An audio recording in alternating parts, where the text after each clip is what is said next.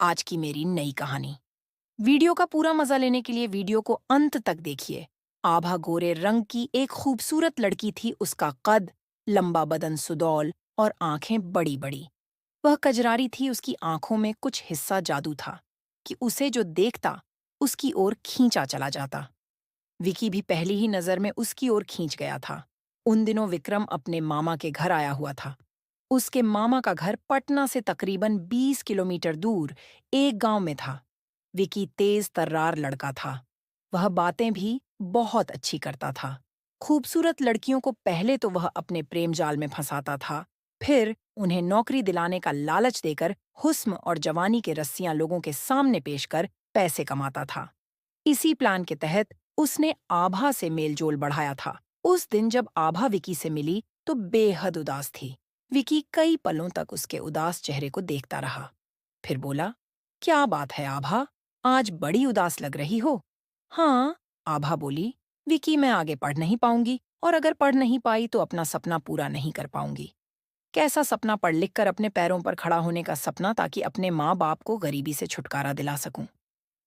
बस इतनी सी बात है तुम। बस इसे इतनी सी ही बात समझते हो।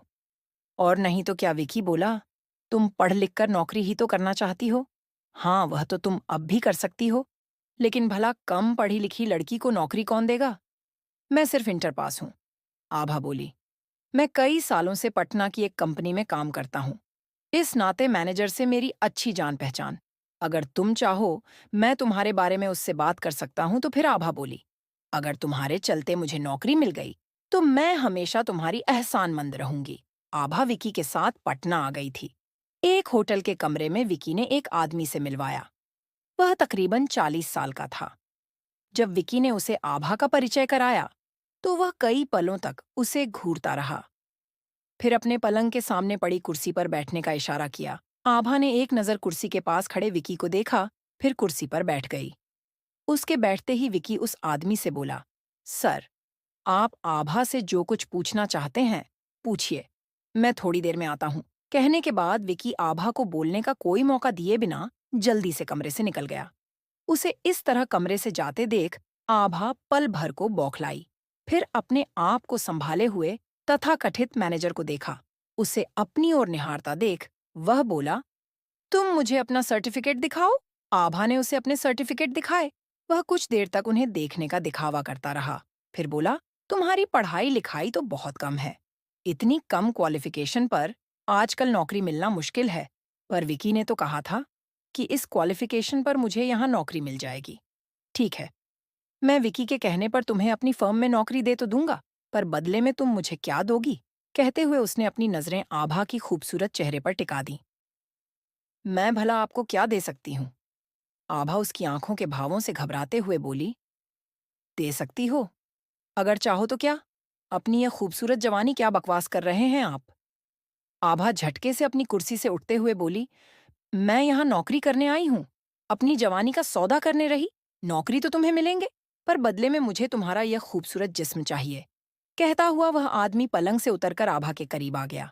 वह पल भर तक भूख की नजरों से उसे घूरता रहा, फिर उसी के कंधे पर हाथ रख दिया। उस आदमी की इस हरकत से आभा पल भर को बौखलाई। फिर उसके जिस्म में गुस्से और बेइज्जती की लहर दौड़ गई। वह बोली, मुझे नौकरी चाहिए, पर अपने जिस्म की कीमत पर नहीं कहते हुए आभा दरवाजे की ओर लपकी, पर दरवाजे पर पहुंचकर उसे झटका लगा। दरवाजा बाहर से बंद था। आभा दरवाजा खोलने की कोशिश करती रही, फिर पलट कर देखा। अब यह दरवाजा तभी खुलेगा जब मैं चाहूंगा। वह आदमी अपने होठों पर एक कुटिल मुस्कान बिखेरता हुआ बोला, और मैं तब तक ऐसा नहीं चाहूंगा जब तक तुम मुझे कुछ नहीं कर दोगी। उस आदमी का यह इरादा देखकर आभा मन ही मन कांप उठी। वह डरी हुई आवाज में बोली, देखो, तुम जैसा समझते हो, मैं वैसी लड़की नहीं हूं। मैं गरीब जरूर हूं, पर अपनी इज्जत का सौदा नहीं कर सकती। दरवाजा खोलो और मुझे जाने दो। हाथ आए, शिकार को मैं यूं ही कैसे जाने दूं? बुरी नजरों से आभा के उभारों को घूरता हुआ वह बोला, तुम्हारी जवानी ने मेरे बदन में आग लगा दी, और मैं जब तक तुम्हारे तन से लिपट कर यह आग नहीं बुझा लेता तुम्हें जाने नहीं दे सकता। कहते हुए वह झपट कर आगे बढ़ा। फिर आप आभा को अपनी बाहों में दबोच लिया। अगली ही पल वह आभा को बुरी तरह सहला रहा था, साथ ही वह उसके कपड़े भी नोच रहा था। ऐसे में जब आभा का अधनंगा बदन उसके सामने आया तो वह बावला हो उठा। उसने आभा को गोद में उठाकर पलंग पर डाला, फिर उस पर सवार हो गया। आभा रोती छटपटाती रही, पर उसने उसे तभी छोड़ा जब अपनी मनमानी कर ली। ऐसा होते ही वह हंसता हुआ आभा से उतर गया। आभा कई पलों तक उसे नफरत से घूरती रही। तूने मुझे बर्बाद कर डाला, पर याद रख, मैं इसकी सजा दिलाकर रहूंगी। तेरी काली करतूतों का भंडा फोड़ पुलिस के सामने करूंगी। तू मुझे सजा दिलाएगी, पर मैं तुझे इस लायक छोड़ूंगा ही नहीं।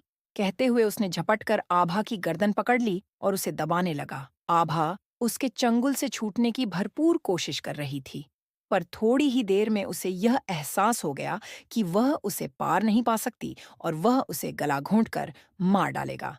ऐसा एहसास करते ही उसने अपने हाथ पैर पटकने बंद कर दिए, अपनी सांसें रोक लीं और शरीर को शांत कर लिया। जब तथाकथित मैनेजर को इस बात का एहसास हुआ तो उसने आभा की गर्दन छोड़ दी और फटी-फटी आंखों से आभा के शरीर को देखने लगा। उसे लगा कि आभा मर चुकी है। ऐसा लगते ही उसके चेहरे से बदहवासी और खौफ टपकने लगा। तभी दरवाजा खुला और विकी कमरे में आया। ऐसे में जैसे ही उसकी नजर आभा पर पड़ी, उसके मुंह से गोटी-गोटी सी चीख निकल गई। वह कांपती हुई आवाज में बोला, "यह क्या किया आपने? इसे तो जान से मार डाला। आपने नहीं?" वह आदमी डरी हुई आवाज में बोला, "मैं इसे मारना नहीं चाहता था, पर यह पुलिस में जाने की धमकी देने लगी तो मैंने इसका गला दबा दिया और यह मर गई।" विकी उसे घूरता हुआ बोला, "जरा सोचिए, मगर इस बात का पता होटल वालों को लगा तो वह पुलिस बुला लेंगे। पुलिस आपको पकड़ कर ले जाएगी और आपको फांसी की सजा होगी नहीं।" वह आदमी डरी हुई आवाज में बोला, "ऐसा कभी नहीं होना चाहिए। वह तो तभी होगा जब चुपचाप इस लाश को ठिकाने लगा दिया जाए तो लगाओ।" वह आदमी बोला, "यह इतना आसान नहीं है।" कहते हुए विकी की आंखों में लालच की चमक उभरी। "इसमें पुलिस में फंसने का खतरा है और फिर भी कीमत लगेंगी। इसकी कितनी? 5 लाख 5 लाख, यह तो बहुत ज्यादा रकम है। आपकी जान से ज्यादा तो नहीं।" विकी बोला, "आपको कीमत ज्यादा लग रही है तो आप खुद इसे ठिकाने लगा दीजिए। मैं तो चला।" कहते हुए विकी दरवाजे की ओर बढ़ा। "अरे नहीं," वो हड़बड़ाते हुए बोला, "ठीक है, मैं तुम्हें 5 लाख रुपए दूंगा, पर इस मामले में तुम्हारी कोई मदद नहीं करूंगा। तुम्हें सब कुछ अकेले ही करना होगा।" विकी ने पल भर सोचा, फिर हमें सिर हिलाता हुआ बोला, "कर लूंगा, पर पैसे काम होते ही पैसे मिल जाएंगे। पर याद रखिए, अगर धोखा देने की कोशिश की तो मैं सीधे पुलिस के पास चला जाऊंगा। मैं ऐसा नहीं करूंगा।" कहते हुए वह कमरे से निकल गया। इधर वह कमरे से निकला और उधर उसने बेसुध पड़ी आभा को देखा।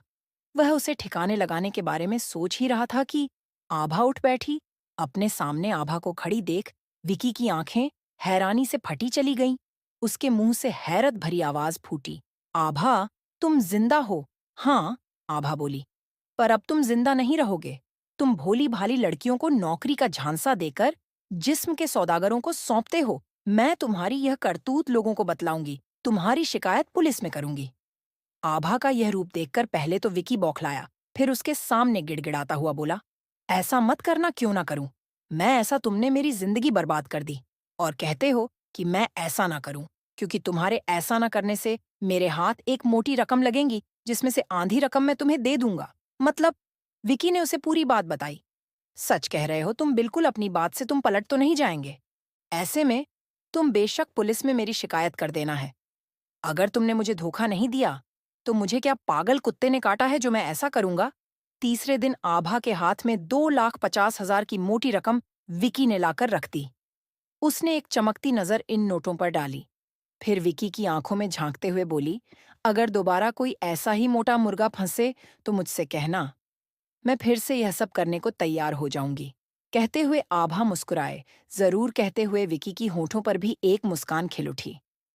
दोस्तों, ऐसी ही ऑनसम कहानियों पढ़ने और सुनने के लिए हमारे चैनल पूनम को प्लीज लाइक करना और अपने खूबसूरत दोस्तों के साथ शेयर करना और सब्सक्राइब करना। धन्यवाद।